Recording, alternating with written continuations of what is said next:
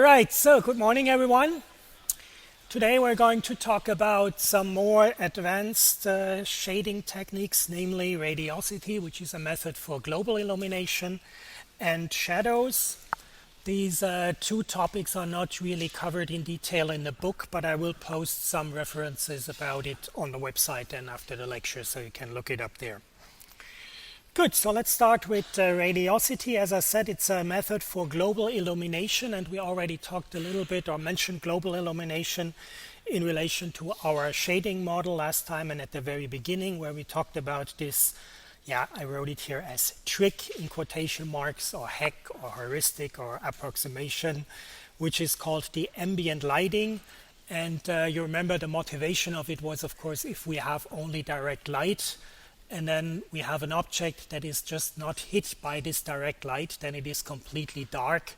Although, of course, in reality, we know that if an object is just not hit directly by the light, we can still see it because the light is reflected in the room from all kind of other objects. And to kind of deal with this or to solve this issue, we introduced this, like I said, trick with the ambient lighting, which is basically just taking a constant term that models this ambient or basic or ground light that is everywhere in our room, and then just add this as a constant factor to our model. And then of course we multiply it with this reflectivity factor, and then of course we consider also the direct light. But in that case, even if there is no direct light, you see that there is at least some color, at least some light here on the object, because we added this ambient lighting term. Now of course, like I said, this is a trick or a hack where that is not really realistic, or that it works quite well in a lot of situations, but it is, of course, not what you would expect from a very realistic image. There are some obvious artifacts that you have, or obvious limitations that you have. So, for example, if you have an object that moves closer to a very bright light or very bright surface, then of course the color intensity on this object also changes, or the brightness of this object also changes. It's influenced by it, and that is of course not modeled with the ambient light. And another thing is, or the major thing with this is, like we said, this global illumination comes from the reflection, and then of course the reflection, when you reflect something from a red object, it reflects differently than if light reflects from a white object. And this so-called bleeding of colors that we get also from the reflection is of course not modeled with the ambient light, because we add the same light value to all points in our room.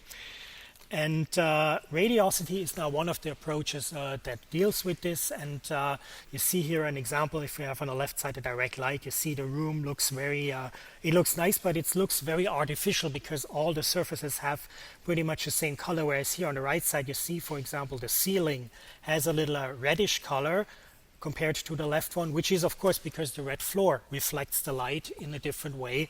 And that influences also how we see this white ceiling, that it's not really white or gray, but it has a little reddish color. And also you see, for example, here at the bottom, the shadows. Here we have a hard transition from a shadow to a light area, whereas here we have a more smoother transition. This is a so-called soft shadow, whereas this here we call in graphics a hard shadow. And we will talk about should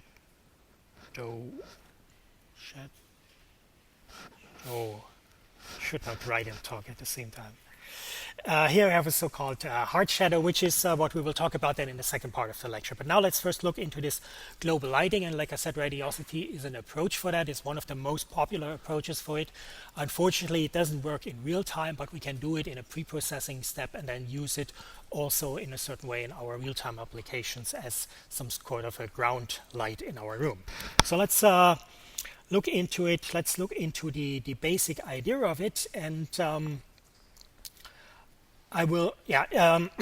the radiosity has its origins in physics, in particular in the area of thermal heat transfer. So we are not looking into single rays of light as we did so far, but we're looking now into the exchange of heat. So we're interpreting light as a specific kind of heat, and then we're looking into how is this heat exchange between objects, and then of course this heat exchange or this energy exchange is then translated into the exchange of light that puts then the color on our objects.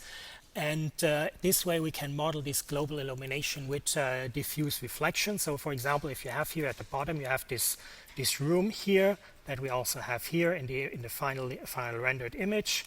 And this is now the model at the beginning where everything is dark, and then we see we have 3 windows where light comes in. And now we want to model this room in a way that this incoming light is modeled in a natural and realistic way.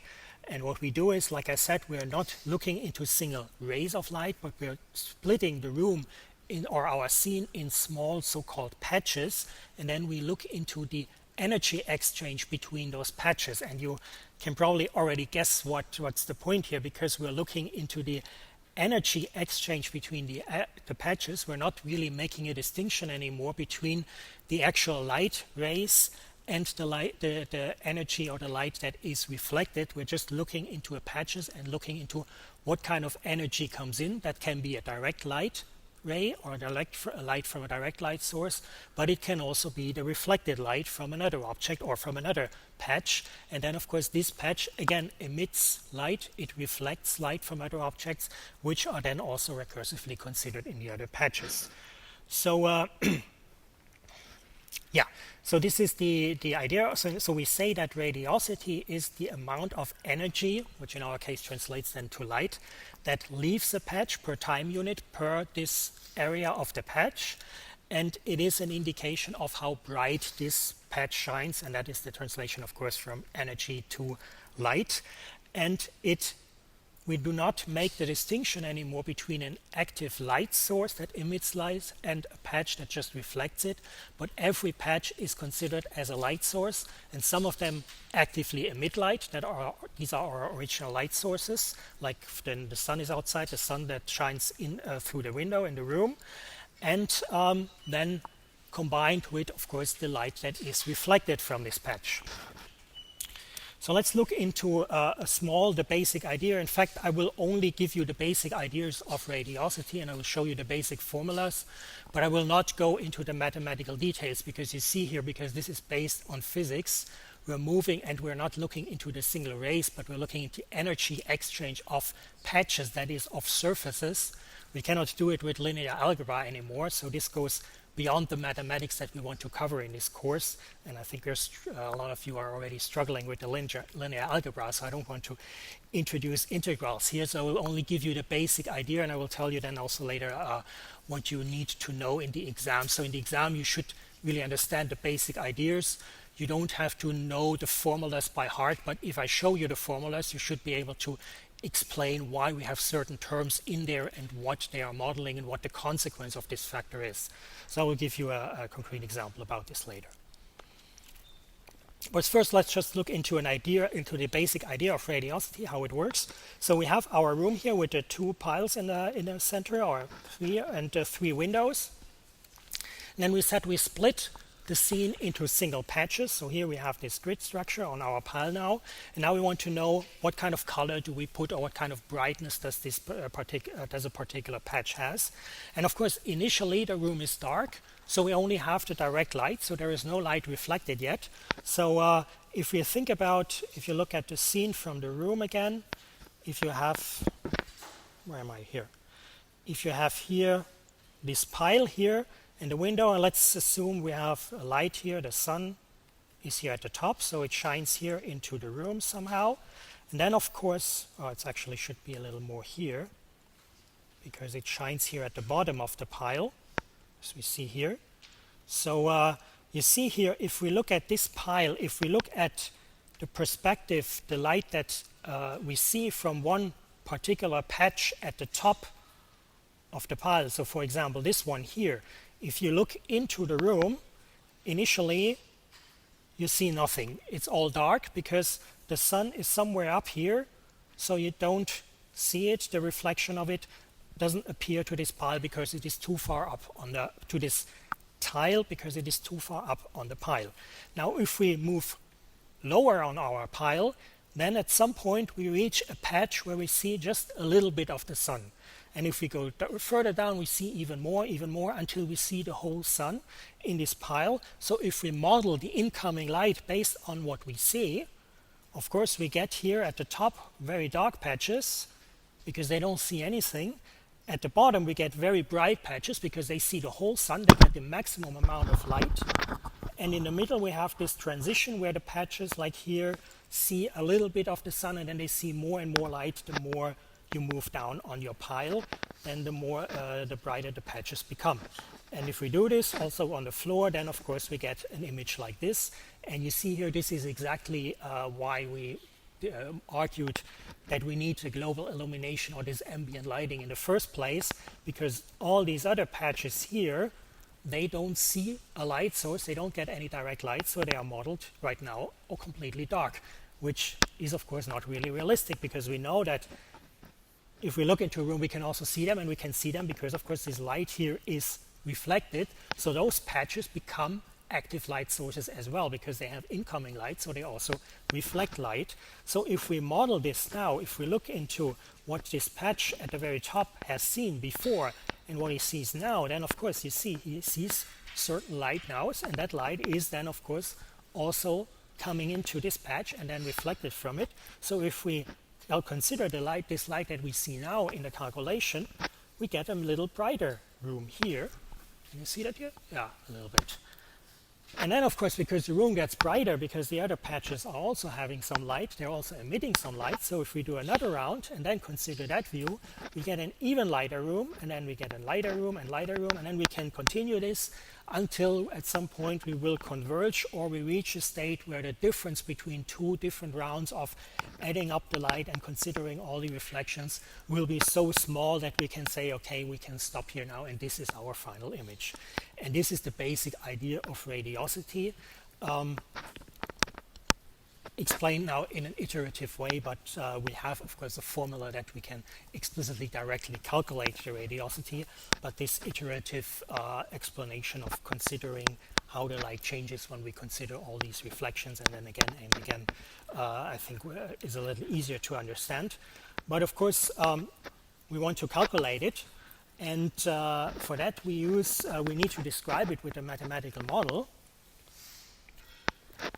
So what we do is we denote the radiosity of a patch with a term bi, the radiosity of a patch AI with the term bi, and then we say this radiosity, of course, is the energy that is emitted by this patch if it is an active light source. If it's not an active light source, like the patch on our pile, then of course this energy is zero. But if it is an active light source, then we model this by this energy term. And then of course we have to add all the radiosity that is reflected from all the other patches that this particular patch can see. So for example, if we have this patch AI here, and we have all the other patches here, then of course all the incoming radiosity will be reflected. So we have to add up over all these radiosities and then sum them up and then add them to this energy that is emitted from this particular patch, and then we get the radiosity for this patch. Now of course I said add up over all the incoming, but not all the patches will have in our scene will have incoming light for this particular patch. So for example, if we have a patch here that emits in this direction, then we cannot even see it. So of course we should not add them up, but here the sum goes over the whole. And this is now modeled with this so-called form factor, which considers if we can see the other patch at all, if it emits energy to our patch at all. But it also considers other factors that we have to take care of. So for example, we said that with the ambient light, it's not very realistic if we move an object to another bright object or bright surface that it doesn't change its color. So obviously the distance to a light source makes an influence. So if we have a patch here, or if we have the same patch here, at a larger distance here, that makes, of course, a difference on how much energy reaches this patch here. Also, if we can see it makes a difference, it makes also a difference what the orientation of the patch is. So here I drew it in a way to illustrate this reflection that it all points directly towards this patch. But of course, if we have a patch like this that emits in this direction, then of course, depending on how the angle is, this patch might still get some radiosity from this one, but it will not get as much as in this case, for example, here, where we have really the patch, the radiosity coming directly onto our patch here. So we see here this relative orientation, the distance, and also, of course, the shape of the patches play an important role. The shape, if we don't see it at all, or if it's a small patch or a larger patch. So these all play a role in calculating the radiosity, the amount of energy that is reflected from this patch.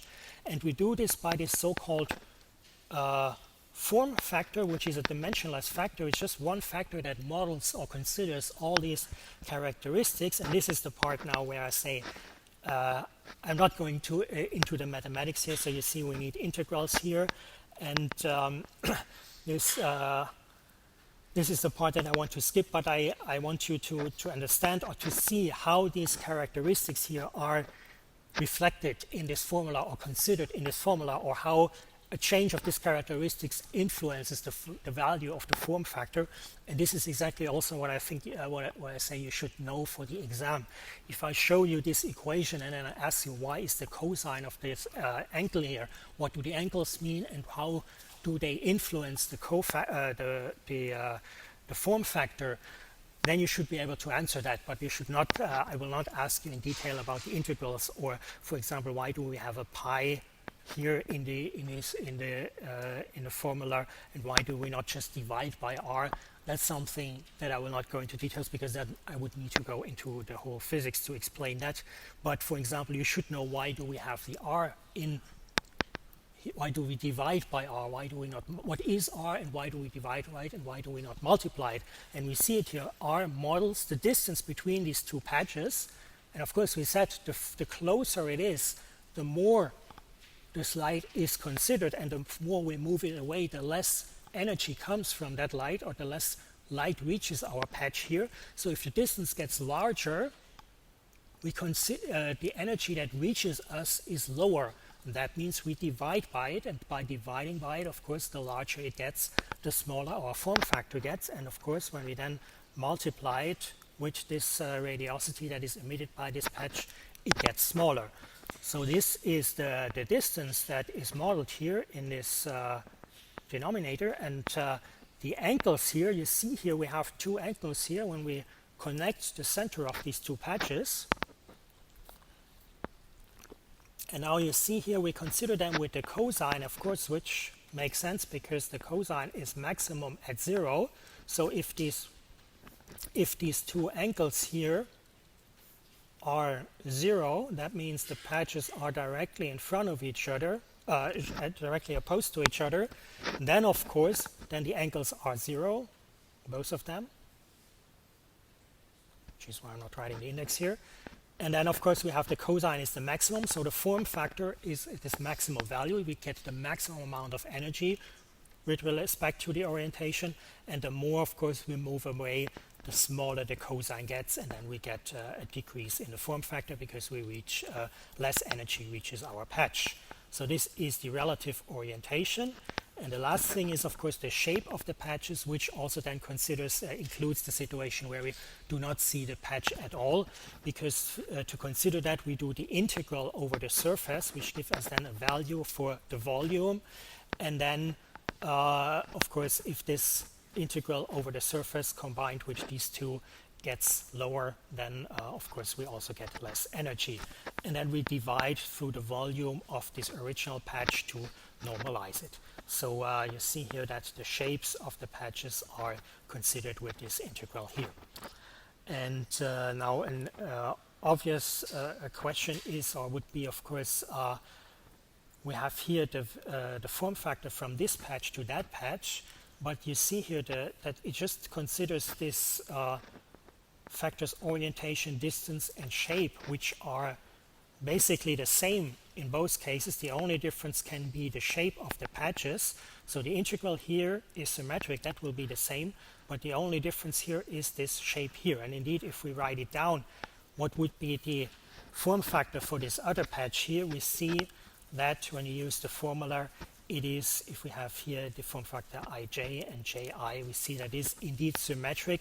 The only thing that is different is here the normalization, of course, through the surface of the form factor, but we can use that, of course, also to write the radiosity in a different way by using the other form factor.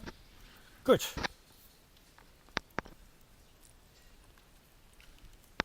Yeah. So we have here, this is our original radiosity equation. We have the energy, that is the one that is given, that was what we defined with our models. We now know how to calculate the form factors. And then we have this, what was that? That was the reflectivity factor, that is modeling the surface, how much of this energy is reflected and in which way it is reflected. That is this reflectivity factor, similar to this other factors that we had in our simple shading model.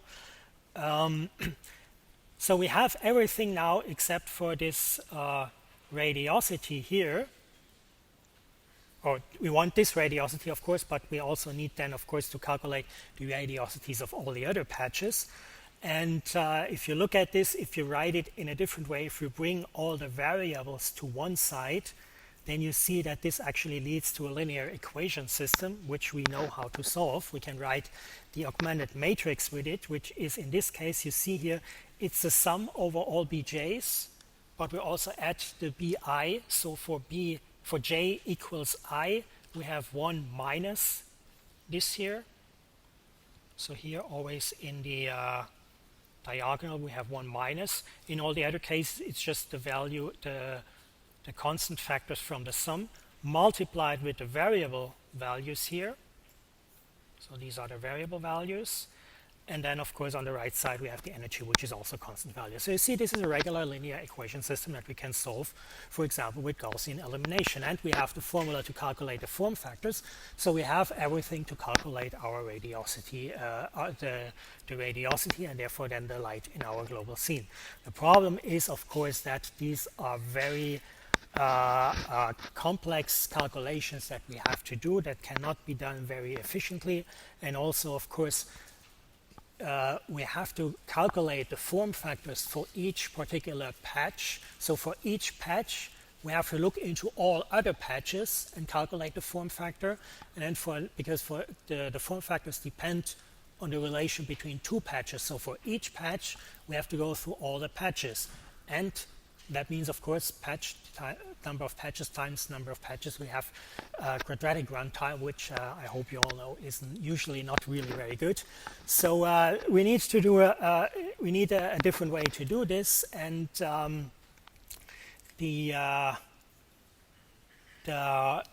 fortunately we can use an approximation, or actually the first step is not approximation; it's a different way to calculate it. It's called the Nusselt analog, which says that if we want to calculate the form factor of a patch, instead of using the formula with the integrals, we can also make a unit hemisphere around the center of the patch.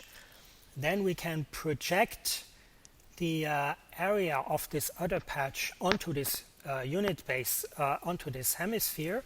And then we can project that onto a unit base circle, and then we can divide it by the surface of the circle, and then we get our patch. Now that sounds very complicated, but it's actually quite simple if you look at the illustration what it means. We have a patch here, and then we make a unit hemisphere around it, so a sphere with a radius of 1. And then we project this patch, this is the patch AJ. We project that onto the hemisphere, so we get this yellow part here, and then we project that onto the unit base circle, so we get this part here, and then we divide that by the area of the circle, which is this part here, the B. So area A divided by area B is then our form factor. Be careful here, this image illustrates it nicely, but it also can be confusing. Of course, these are surfaces here. So we have the surface A divided by the surface B, which is the surface of the unit base circle. Good. Now that is a different way to calculate it, but it's still, and it is more efficient, but still not that efficient. And this is now where the approximation comes into play. Instead of using a hemisphere, we can also use a hemicube, which is a 1 cross 1 cross 1, 2 cross 2 cross 2 cube around the center of our patch. And then we say if we project it onto this cube and we split that cube into smaller cells, we can add up the sum over the cells, and that gives us a way to approximate this form factor. It's not a direct calculation of it, but it's a good enough approximation in most cases. And obviously, since we're dealing here with the cube and the calculation becomes, and little cells, the calculation becomes much easier and much faster, especially since it is supported by standard graphics hardware. And that is, of course, important, like I said, because we need to do the calculation. The calculation is very intensive. And even if we do it in a pre-processing step, the problem is that since we have quadratic runtime, we have a very large model, we also have storage problems. That this is why it is very often computed on the fly, even if we could calculate in a pre-processing step, because just the amount of storage that we need is just too high.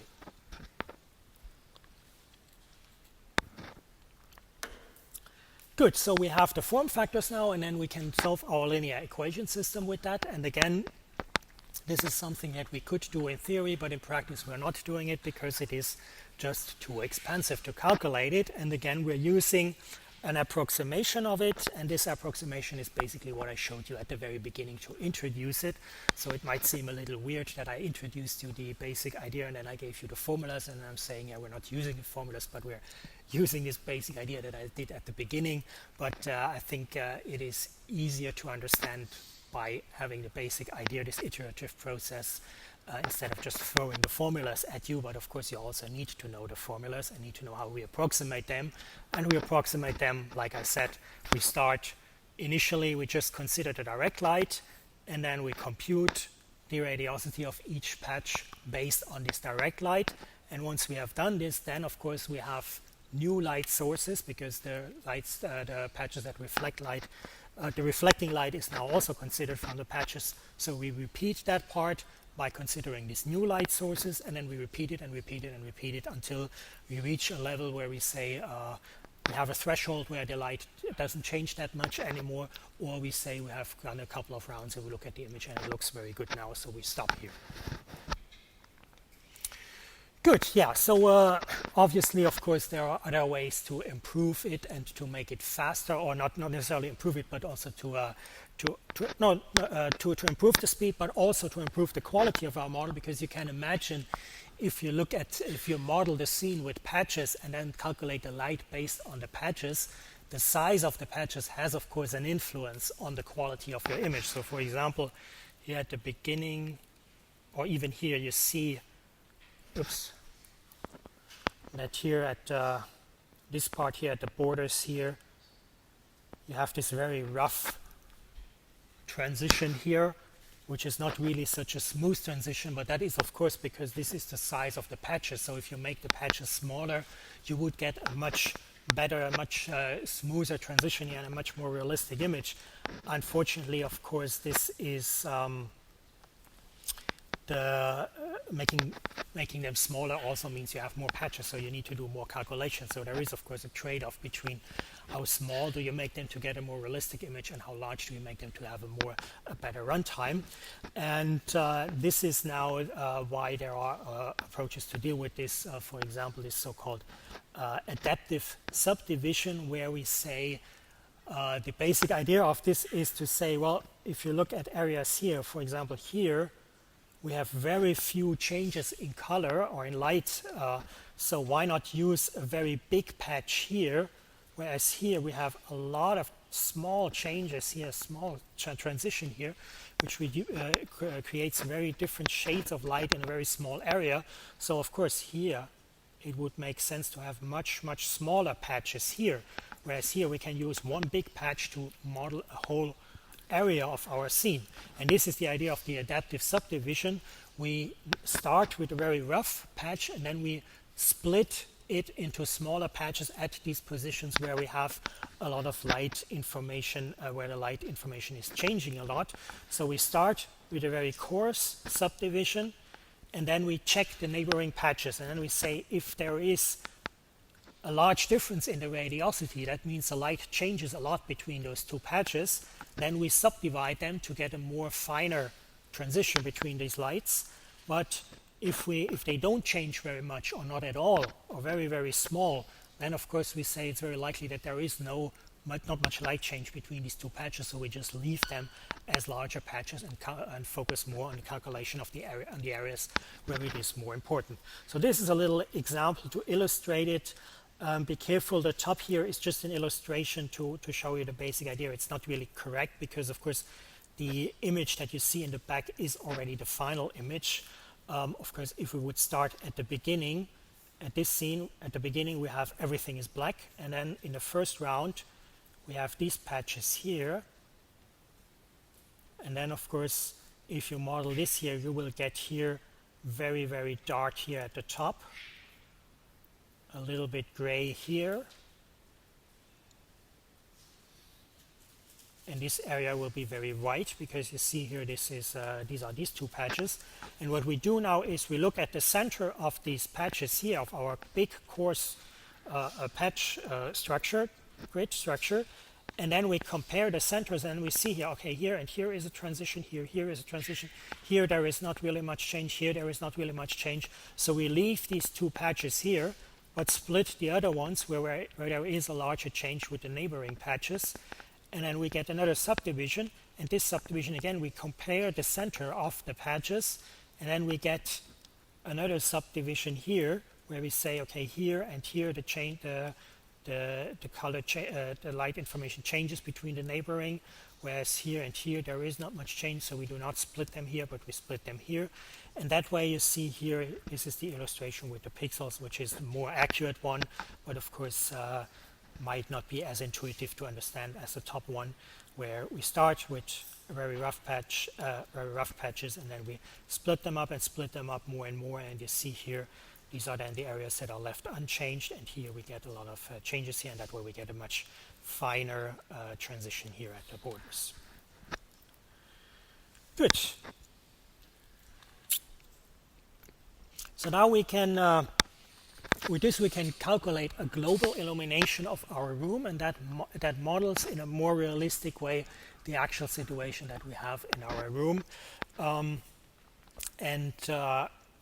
That is then something that we can also of course use in combination with our other models. So for example, instead of in our simple shading model where we added this constant factor of the ambient light to our shading model, we could also say first of all we remove all the local light sources and then put a sunlight there, and then we calculate the scene with this global light with the radiosity in a pre-processing step, and then when we do it online we consider that as our factor for the ambient light. Instead of having a constant factor for all the points in our scene, we take the factor that we replace that with the factor that we have on that point with the global illumination, because we could also combine it, for example, by putting this global illumination at the vertices and then do the raw shading in between. Next time we will talk about ray tracing, where we can also use it as a replacement for the ambient light as a global light here. And because the point with this is, of course, it cannot be calculated in real time, so it is there are approaches now to make it more real time, but in general it does not work in real time, which means it is always a pre-processing step. But in scenes where the light information doesn't change, we can use it, or we can use it as an addition to this light calculation that we do in real time. Good. Yeah. Any questions about this? If not, then this concludes the part on global illumination. Now we're going to talk about shadows, but let's first make a 15-minute break.